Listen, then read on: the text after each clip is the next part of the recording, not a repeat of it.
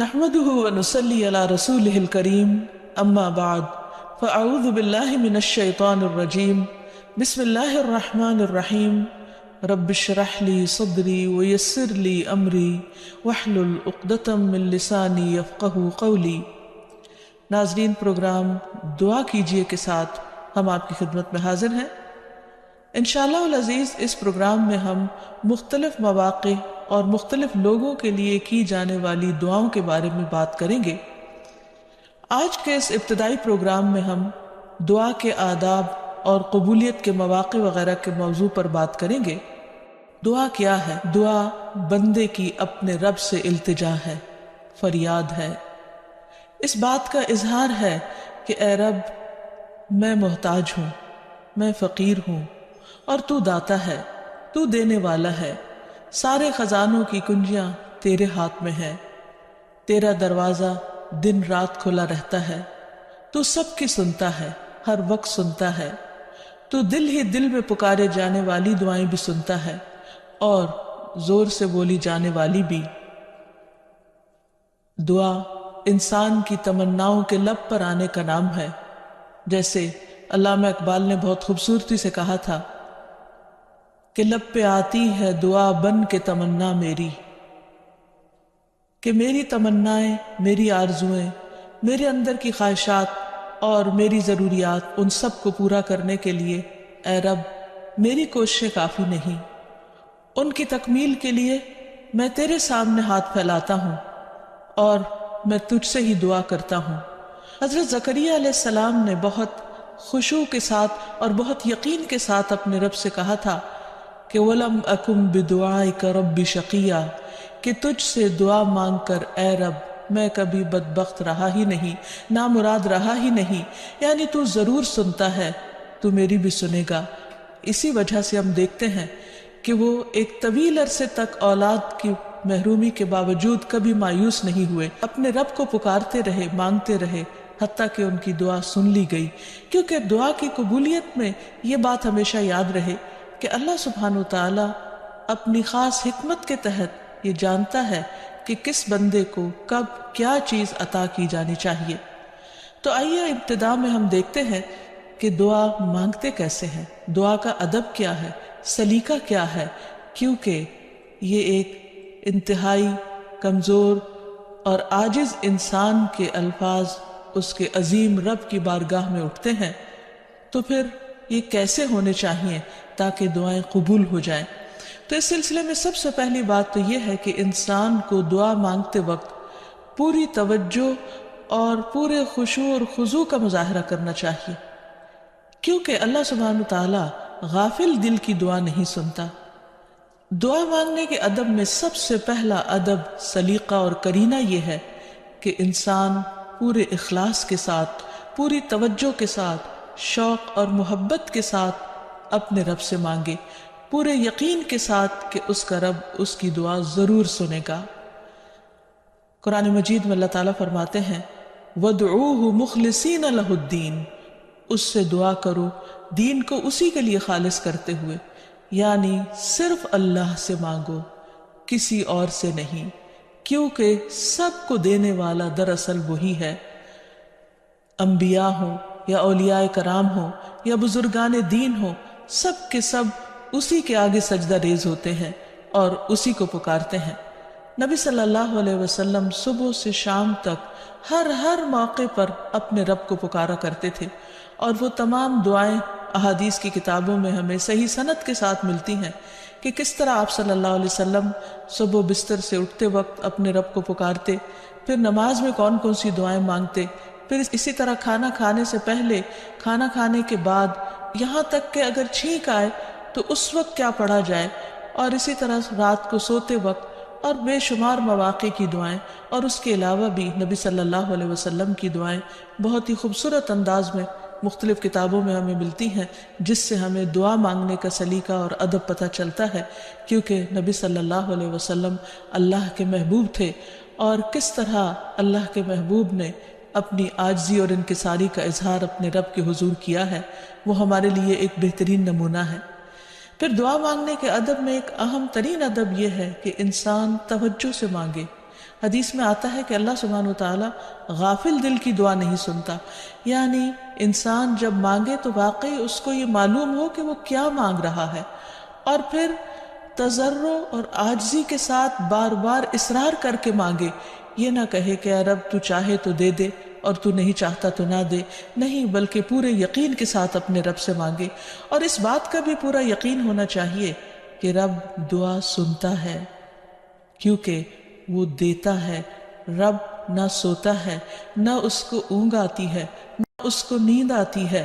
اور اس کو دینے کے لیے کسی سے مشورے کی بھی ضرورت نہیں ہوتی، کوئی اس پر جبر نہیں کر سکتا، کسی کا اس پر زور نہیں۔ اس لیے انسان جب اس سے مانگے تو یہ سوچ کے مانگے کہ اس کو دینے میں پورا پورا اختیار ہے اور وہ میری دعا بھی ضرور سنے گا۔ پھر اسی طرح انسان اپنی عاجزی اور مسکنت کا اظہار کرے، مانگتے وقت انسان اپنے اندر کو بالکل تکبر سے خالی کر لے اور یہ سمجھے کہ میں ایک انتہائی حقیر چیز ہوں اور میرا رب عظیم خالق ہے، پوری کائنات کا مالک ہے، اور میں اسی کے آگے ہاتھ پھیلا رہا ہوں جو میرے اٹھے ہوئے ہاتھوں کو کبھی خالی نہیں لوٹائے گا، اور اس کو دینے سے محبت ہے، وہ دے کر خوش ہوتا ہے، اور دعا کرنے والے سے محبت رکھتا ہے، اور جو دعا نہیں کرتا اللہ تعالیٰ اس سے ناراض ہوتا ہے۔ اللہ سبحانہ وتعالیٰ قرآن مجید میں خود فرماتے ہیں وَقَالَ رَبُّكُمُ ادْعُونِي أَسْتَجِبْ لَكُمْ، تمہارا رب کہتا ہے مجھ سے دعا مانگو، ادعونی استجب لکم، میں تمہاری دعائیں قبول کروں گا۔ اس لیے رب کے وعدے پر یقین کرتے ہوئے ہمیں دعا کرتے رہنا چاہیے۔ پھر اسی طرح یہ ہے کہ دعا میں عاجزی اور انکساری کے ساتھ ساتھ گریہ وزاری بھی ہونی چاہیے، جس طرح نبی صلی اللہ علیہ وسلم بدر کے موقع پر اللہ سبحانہ وتعالیٰ کے حضور آہوزاری کے ساتھ دعائیں کر رہے تھے۔ اس سلسلے میں روایت میں آتا ہے کہ نبی صلی اللہ علیہ وسلم قبلہ رخ ہو کر گڑ گڑا کے دعا کر رہے تھے کہ اے اللہ میرے لیے اپنے کیے ہوئے وعدے کو پورا فرما، اے اللہ اپنے وعدے کے مطابق عطا فرما، اے اللہ اگر اہل اسلام کی یہ جماعت ہلاک ہو گئی تو زمین پر تیری عبادت نہ کی جائے گی۔ اور پھر اس قدر عاجزی و زاری تھی کہ حضرت ابوبکر صدیق رضی اللہ تعالیٰ عنہ نے جب آپ کو دیکھا تو پیچھے سے آ کر آپ سے چمٹ گئے اور کہنے لگے کہ اے اللہ کے نبی اب بہت کافی ہو چکا، آپ نے اپنے رب سے بہت کچھ مانگ لیا، اللہ تعالیٰ آپ سے کیے ہوئے وعدے کو ضرور پورا کرے گا۔ پھر اسی طرح یہ ہے کہ انسان دعا میں تکرار کرے، یہ نہ ہو کہ ایک بار مانگے، دو بار مانگے اور اس کے بعد تھک کر بیٹھ جائے اور یہ کہے کہ میری دعا تو سنی نہیں جاتی، اس لیے دعا مانگنے کا فائدہ نہیں۔ ہم دیکھتے ہیں کہ کس طرح انبیاء علیہ السلام مسلسل دعائیں مانگتے رہے، اصرار کے ساتھ مانگتے رہے۔ اس سلسلے میں ہمیں رسول اللہ صلی اللہ علیہ وسلم کی ایک حدیث سے بھی پتہ چلتا ہے کہ جب اصرار کے ساتھ اور تکرار کے ساتھ انسان دعا کرتا ہے تو اس کا کیا فائدہ ہوتا ہے۔ آپ صلی اللہ علیہ وسلم نے فرمایا جس شخص نے 3 مرتبہ اللہ تعالیٰ سے جنت مانگی، جنت اس کے لیے دعا کرنے لگتی ہے کہ اے اللہ اسے جنت میں داخل کر دے، اور جو شخص 3 مرتبہ دوزخ سے پناہ مانگے تو دوزخ اس کے لیے دعا کرنے لگتی ہے کہ یا رب اس شخص کو دوزخ سے پناہ دے۔ پھر اسی طرح یہ ہے کہ انسان کو چاہیے کہ انسان مانگنے کے انداز میں ہاتھ اٹھا کر اللہ تعالیٰ سے مانگے، کیونکہ اللہ سبحانہ وتعالیٰ بہت حیا والا ہے، بہت کرم فرمانے والا ہے۔ اس کو اس بات سے شرم آتی ہے کہ اس کا کوئی بندہ اس کے آگے ہاتھ پھیلائے اور پھر اللہ تعالیٰ ان ہاتھوں کو خالی لوٹا دے۔ وہ سب سے بڑا بادشاہ ہے، حقیقی بادشاہ، مالک کائنات، سارے خزانوں کا مالک، وہ کبھی بھی اپنے بندے کو خالی ہاتھ نہیں لوٹاتا۔ ہاں یہ ضرور ہے کہ کبھی وہ انسان کو فوراً مل جاتا ہے جو انسان اپنے لیے طلب کرتا ہے، اور کبھی ایسا ہوتا ہے کہ اس سے بہتر کچھ اور عطا کر دیا جاتا ہے، یا اس سے کوئی آنے والی مصیبت ٹال دی جاتی ہے، یا پھر آخرت میں اس کے لیے اس دعا کے اجر کو ذخیرہ کر دیا جاتا ہے، جسے دیکھ کر انسان تمنا کرے گا کہ کاش دنیا میں اس کو اپنی دعاؤں کے صلے میں کچھ بھی نہ ملا ہوتا۔ پھر اسی طرح یہ ہے کہ دعا کرتے وقت انسان کو حمد و ثنا کے ساتھ آغاز کرنا چاہیے، یعنی اللہ سبحانہ وتعالیٰ کی تعریف کرنی چاہیے، نبی صلی اللہ علیہ وسلم پر درود شریف پڑھنا چاہیے، اور اس کے بعد اپنی عرض رکھنی چاہیے۔ تو جس دعا کے آگے پیچھے درود شریف پڑھ لیا جائے وہ دعا بھی قبول ہوتی ہے۔ فضالہ بن عبید رضی اللہ عنہ سے روایت ہے کہ ایک مرتبہ رسول اکرم صلی اللہ علیہ وسلم تشریف فرما تھے۔ ایک شخص آیا اور اس نے نماز پڑھی، پھر کہنے لگا اے اللہ مجھے بخش دے اور مجھ پر رحم کر۔ تو رسول اللہ صلی اللہ علیہ وسلم نے فرمایا اے نمازی تو نے جلدی کی، جب نماز پڑھ چکو تو بیٹھے رہو، اللہ کی اس طرح حمد و ثنا بیان کرو جیسا کہ اس کا حق ہے، پھر مجھ پر درود بھیجو، پھر اس سے دعا کرو۔ یعنی یہ دعا مانگنے کا ادب اور سلیقہ ہے۔ پھر اسی طرح یہ ہے کہ انسان کی دعاؤں کی قبولیت میں بعض اوقات اس کے گناہ حائل ہوتے ہیں، اور جب انسان استغفار کرتا ہے، توبہ کرتا ہے تو دروازے کھل جاتے ہیں۔ اسی لیے انسان جب دعا کرے تو اس کے ساتھ ساتھ اپنے رب سے توبہ اور استغفار کرے۔ پھر اسی طرح دعا کرنے کے ادب میں سے ایک چیز یہ بھی ہے کہ انسان جب دعا کرنا شروع کرے تو سب سے پہلے اپنے لیے دعا کرے، پھر اپنے قریبی لوگوں کے لیے دعا کرے اور پھر تمام لوگوں کے لیے دعا کرے۔ جیسے حضرت ابراہیم علیہ السلام کی دعا میں آتا ہے ربنا اغفر لی ولوالدی وللمؤمنین یوم یقوم الحساب، کہ اے ہمارے رب مجھے بخش دے اور میرے والدین کو بخش دے اور تمام مومنوں کو بخش دے جس دن حساب کتاب قائم ہو۔ پھر اسی طرح دعا مانگنے کے آداب میں سے یہ بھی ہے کہ انسان جامع الفاظ کے ساتھ، بہترین الفاظ کے ساتھ دعا مانگے، اور اس سلسلے میں ہم دیکھتے ہیں کہ نبی صلی اللہ علیہ وسلم سے بڑھ کر کس کے الفاظ جامع ہو سکتے ہیں، کمپریہنسو، کہ کم الفاظ میں زیادہ بڑی چیزیں مانگی گئی ہیں۔ اس لیے ہمیں مسنون دعاؤں کو یاد کرنے اور ان کو پڑھنے کا بھی اہتمام کرنا چاہیے۔ نبی صلی اللہ علیہ وسلم کو جو خاص چیزیں عطا کی گئی تھی ان میں سے ایک چیز جوامع الکلم تھی، جس کے بارے میں آپ نے فرمایا اوتیت جوامع الکلم، مجھے جامع بات کہنے کی صلاحیت بخشی گئی ہے، یعنی کم الفاظ میں زیادہ بڑا مضمون۔ پھر اسی طرح انسان کو اپنے نیک اعمال کو وسیلہ بنا کر دعا کرنی چاہیے۔ اگر زندگی میں انسان نے خالصتاً اللہ تعالیٰ کے لیے کچھ کام کیا ہو تو مشکل وقت میں، تکلیف کے وقت میں، پریشانی کے وقت میں انسان اپنے رب کے سامنے اس نیک عمل کا ذکر کر کے اس کے وسیلے سے دعا کرے۔ جیسے ہمیں ایک حدیث سے پتہ چلتا ہے کہ کچھ لوگ کہیں سفر پر جا رہے تھے تو راستے میں بارش شروع ہو گئی، بارش سے بچنے کے لیے انہوں نے غار میں پناہ لی، تو اتنے میں ایک بڑا پتھر لڑک کر غار کے دروازے کے آگے آ گرا اور غار کا دروازہ بند ہو گیا، اور اس طرح وہ باہر نہیں نکل پا رہے تھے۔ تو اس وقت ان تینوں نے آپس میں یہی سوچا کہ ہم اپنے اس عمل کو سامنے رکھ کر اللہ تعالیٰ سے دعا کرتے ہیں جو خالصتاً ہم نے اللہ تعالیٰ کی رضا کے لیے کیا۔ تو بہرحال تینوں نے اپنے اپنے نیک عمل کا ذکر کیا، جس کی بدولت ان کی دعا قبول ہو گئی اور غار کے پتھر ہٹ گیا جو کہ بظاہر ناممکنات میں سے تھا، اور اس طرح وہ لوگ وہاں سے نکل آئے، ادروائز ان کی زندگی بھی خطرے میں تھی۔ پھر اسی طرح یہ ہے کہ اللہ تعالیٰ کے خوبصورت ناموں کو وسیلہ بنا کر دعا کرنی چاہیے۔ قرآن مجید میں آتا ہے وَلِلَّهِ الْأَسْمَاءُ الْحُسْنَى فَادْعُوهُ بِهَا، اور اللہ کے لیے ہیں اچھے اچھے نام، بس اسے پکارو ان ناموں کے ذریعے، یعنی ان کے وسیلے سے۔ تو اللہ سبحانہ و تعالیٰ کے نام مختلف دعاؤں کے آخر میں بھی آتے ہیں، اور اس کے علاوہ اللہ تعالیٰ کے ان سارے ناموں کو پڑھ کر بھی دعا کی جا سکتی ہے، یا پھر کسی خاص نام کے ساتھ بھی اس کو پکارا جا سکتا ہے۔ جیسے عموماً ہم یا اللہ تو کہتے ہی ہیں، یا پھر یا رب، یا رحمان، یا رحیم، یا کریم، یا ذی الجلال والاکرام، یا حی یا قیوم برحمتک استغیث۔ ان اچھے اچھے ناموں کے ساتھ اللہ تعالیٰ کو بار بار پکار کر دعا کرنے سے دعا قبول ہوتی ہے۔ پھر اسی طرح اگر کوئی شخص باوضو دعا کرتا ہے تو اس کی دعا بھی قبول ہوتی ہے۔ اس سلسلے میں ہم دیکھتے ہیں ابو عامر رضی اللہ عنہ جب شہید ہوئے تو ابو موسیٰ اشعری رضی اللہ عنہ نے آ کر نبی صلی اللہ علیہ وسلم کو اس کی خبر دی اور کہا کہ ابو عامر نے کہا تھا کہ آپ صلی اللہ علیہ وسلم سے کہنا کہ میرے لیے استغفار کریں۔ آپ نے پانی طلب فرمایا، وضو کیا، پھر ہاتھ اٹھا کر دعا کی، اے اللہ عبید ابو عامر کی مغفرت فرما۔ پھر اسی طرح دعا کی قبولیت کے آداب میں سے ایک ادب یہ بھی ہے کہ انسان حلال رزق کا اہتمام کرے۔ نبی اکرم صلی اللہ علیہ وسلم نے ایک شخص کا ذکر کیا کہ وہ طویل سفر کرتا ہے، پریشان حال ہے اور خاک آلود ہے اس کے بال اور اس کا لباس، اور وہ بہت تھکا ہوا ہے اور اپنے ہاتھ آسمان کی طرف اٹھا کر کہتا ہے یا رب یا رب، لیکن اس کی دعا کہاں سے قبول کی جائے؟ اس کا کھانا بھی حرام کا، اس کا پہننا بھی حرام کا،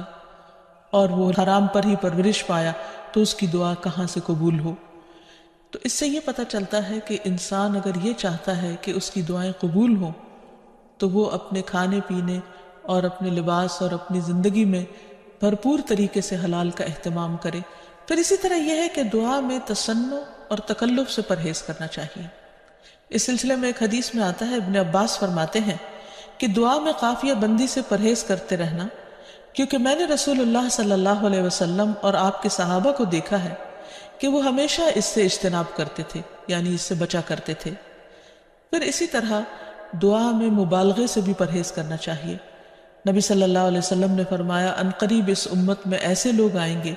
جو طہارت اور دعا میں مبالغہ کریں گے، یعنی حد سے زیادہ لمبی دعائیں کریں گے، کیونکہ دعا اس وقت تک انسان کو کرنی چاہیے جب تک اس کا خشوع و خضوع قائم رہے اور واقعی وہ اللہ سے دعا کر رہا ہو۔ لیکن صرف لمبی دعا اس لیے کہ شاید بہت زیادہ لمبی دعا کرنے سے زیادہ قبولیت ہوگی، تو اصل چیز کوالٹی ہے۔ بعض اوقات انسان صرف ایک جملہ بولتا ہے لیکن اتنے درد کے ساتھ، اتنے احساس کے ساتھ، اتنی شدت کے ساتھ کہ وہی کافی ہو جاتا ہے۔ جیسے یونس علیہ السلام نے مچھلی کے پیٹ میں پکارا تھا، لا الہ الا انت سبحانک انی کنت من الظالمین، کہ لا الہ الا انت، نہیں کوئی الہ مگر تو ہی، سبحانک تو پاک ہے، انی کنت من الظالمین، بے شک میں ظالموں میں سے ہوں، میں گناہ گاروں میں سے ہوں۔ تو ان کی دعا فوراً سن لی گئی، قبول کر لی گئی۔ پھر اسی طرح کچھ اوقات اور مقامات ایسے ہیں کہ جہاں انسان کی دعا قبول ہوتی ہے، مثلا رات کے آخری حصے میں دعائیں بہت قبول ہوتی ہیں۔ حدیث میں آتا ہے رسول اللہ صلی اللہ علیہ وسلم نے فرمایا ہمارا رب تبارک و تعالی ہر رات کو اس وقت آسمان دنیا پر آتا ہے جب رات کا آخری تہائی حصہ رہ جاتا ہے، وہ کہتا ہے کوئی مجھ سے دعا کرنے والا ہے کہ میں اس کی دعا قبول کر لوں؟ کوئی مجھ سے مانگنے والا ہے کہ میں اسے عطا کر دوں؟ کوئی مجھ سے بخشش طلب کرنے والا ہے کہ میں اسے بخش دوں؟ یعنی اگر کوئی اس وقت مجھ سے دعا کرے گا تو میں ضرور اس کی دعا قبول کر لوں گا۔ لیکن عموماً رات کے آخری حصے میں انسان گہری نیند میں چلا جاتا ہے اور یہ قبولیت کا وقت اس سے کھو جاتا ہے۔ تو اس خصوصی طور پر اگر انسان کی زندگی میں کوئی پریشانی ہو یا کچھ چیزوں کے بارے میں وہ واقعی سنجیدہ ہو کہ وہ اسے ملنی چاہیے دنیا اور آخرت کی کامیابیوں میں سے، بھلائیوں اور خیر میں سے، تو اس کو چاہیے کہ اس وقت میں دعا کا اہتمام کرے۔ نبی صلی اللہ علیہ وسلم نے یہ بھی فرمایا کہ تمام اوقات سے زیادہ بندہ پچھلی رات میں اپنے رب کے قریب ہوتا ہے، پس اگر تم سے ہو سکے تو تم اس گھڑی میں اللہ کو یاد کرنے والوں میں سے بن جاؤ تو ضرور بن جاؤ۔ پھر اسی طرح آذان کے بعد اور اقامت سے پہلے دعا قبول ہوتی ہے، یعنی مؤذن جب آذان دے رہا ہو تو جو الفاظ وہ دہرا رہا ہو ان کو دہراتے جانا چاہیے، سوائے حی علی الصلاۃ اور حی علی الفلاح کے، کہ اس کے جواب میں لا حول ولا قوت الا باللہ پڑھنا چاہیے۔ اور جب مؤذن آذان کہہ چکے تو آذان کے بعد کی دعا پڑھ کے، درود شریف پڑھ کر، جو بھی انسان کے دل میں حاجت ہو وہ اپنے رب کے سامنے رکھے، تو وہ دعا کے قبولیت کا وقت ہوتا ہے، اس وقت آسمان کے دروازے کھلتے ہیں۔ تو اس وقت انسان کو یہ وقت ضائع نہیں کرنا چاہیے اور چھوٹی چھوٹی چیزیں بھی اپنے رب سے مانگتے چلے جانا چاہیے تاکہ انسان کسی انسان کا محتاج نہ ہو۔ پھر اسی طرح سجدہ میں انسان اپنے رب کے بہت قریب ہوتا ہے، اس وقت دعائیں خوب سنی جاتی ہیں، تو خوب انسان کو پکارنا چاہیے۔ فرض نماز کے بعد دعا قبول ہوتی ہے، تو فرض نماز کے بعد آیت الکرسی پڑھنا اور دعا مانگنا انسان کے فائدے میں ہے، بجائے اس کے کہ انسان فوراً مصلی سے اٹھ جائے یا ادھر ادھر کی باتیں شروع کر دے۔ پھر اسی طرح جمعے کے دن ایک خاص گھڑی ہوتی ہے جس میں انسان کی دعا قبول ہوتی ہے، اور اس کے بارے میں ایک روایت میں آتا ہے کہ وہ جمعے کے دن کی آخری گھڑی ہوتی ہے۔ تو بہرحال جمعے کے دن خصوصی طور پر دعاؤں کے مانگنے کا اہتمام کرنا چاہیے۔ پھر اسی طرح ماہ رمضان میں ہر دن اور رات میں ایک گھڑی ایسی ہوتی ہے کہ جس میں دعا قبول ہوتی ہے، اس وقت بھی زیادہ سے زیادہ دعائیں مانگنی چاہیے۔ عرفہ کے دن اللہ سبحانہ وتعالیٰ سب سے زیادہ لوگوں کو جہنم کی آگ سے آزاد کرتا ہے، تو اس دن وہاں کے لوگ جو حج پر گئے ہیں وہ تو دعائیں مانگتے ہی ہیں، اور جو لوگ نہیں بھی جا سکے وہ بھی اس دن کی برکت سے فائدہ اٹھاتے ہوئے خوب خوب دعائیں کریں۔ پھر اسی طرح بارش ہوتے وقت بھی دعا قبول ہوتی ہے، پھر زمزم پیتے وقت دعائیں قبول ہوتی ہیں، قرآن مجید کی تلاوت کے بعد دعا قبول ہوتی ہے۔ تو انسان کو ان مواقع سے خوب خوب فائدہ اٹھانا چاہیے۔ پھر اسی طرح مریض اور میت کے پاس جو دعائیں کی جاتی ہیں وہ بھی قبول ہوتی ہیں۔ اور آخر میں یہ کہ رسول اللہ صلی اللہ علیہ وسلم نے بعض ایسے کلمات بتائے ہیں کہ جن کے ساتھ اگر اللہ تعالیٰ کو پکارا جائے تو انسان کی دعا قبول ہوتی ہے، اور وہ ہیں اللہم انی اسألک یا اللہ الاحد الصمد الذي لم يلد ولم يولد ولم يكن له كفوا أحد أن تغفر لي ذنوبي إنك أنت الغفور الرحيم۔ اے اللہ بے شک میں تجھ سے سوال کرتا ہوں، اے اللہ جو اکیلا ہے، بے نیاز ہے، ایسی ذات ہے جس نے کسی کو جنم نہیں دیا اور نہ ہی وہ جنم دیا گیا اور نہ ہی اس کا کوئی ہمسر ہے، یہ کہ تو میرے لیے میرے گناہوں کو بخش دے، بے شک تو بہت بخشنے والا نہایت مہربان ہے۔ تو نبی صلی اللہ علیہ وسلم نے اس شخص کے بارے میں جو یہ دعا پڑھ رہا تھا، آپ نے 3 بار فرمایا کہ اس کو بخش دیا گیا، اس کو بخش دیا گیا، اس کو بخش دیا گیا، کیونکہ اس نے اللہ سبحانہ وتعالیٰ کی ان صفات کے ساتھ، ان ناموں کے ساتھ اللہ تعالیٰ سے دعا کی تھی۔ تو اللہ تعالیٰ سے دعا ہے کہ وہ ہماری دعاؤں کو بھی سن لے اور ہمیں قبولیت کے اوقات سے بھرپور فائدہ اٹھانے کی توفیق دے اور ہمیں دعائیں مانگنے کے آداب سکھا دے۔ وآخر دعوانا ان الحمد للہ رب العالمین۔ السلام علیکم ورحمۃ اللہ وبرکاتہ۔